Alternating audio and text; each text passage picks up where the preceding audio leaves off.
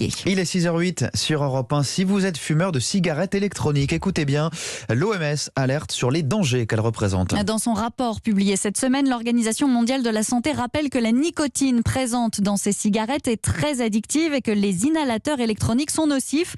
Des mesures doivent donc être prises pour les réglementer et dissuader les nouveaux utilisateurs, surtout les jeunes. Johanna Chabas.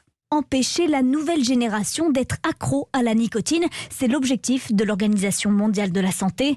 Dans son rapport, elle pointe du doigt les techniques de l'industrie du tabac pour rendre la cigarette électronique attractive, avec notamment les arômes donnés aux produits.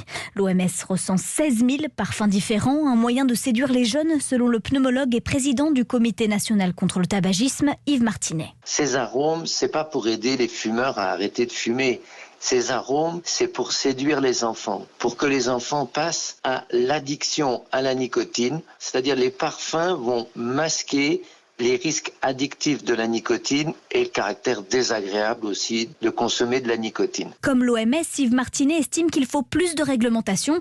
D'abord s'assurer que l'interdiction de vente aux mineurs est respectée, puis il demande à ce que les mesures mises en place pour la cigarette traditionnelle soient étendues à la cigarette électronique, avec une taxation par l'État des produits et une interdiction dans les espaces recevant du public. Johanna Chabas pour Europe 1. Alors faut-il mieux réglementer ces e-cigarettes en France ? Attention à ne pas trop pénaliser un outil qui reste essentiel dans la sortie du tabac, c'est ce que nous dira le professeur Bertrand Dotzenberg, chantre lui aussi de la sortie de la cigarette. Il sera mon invité à 6h40.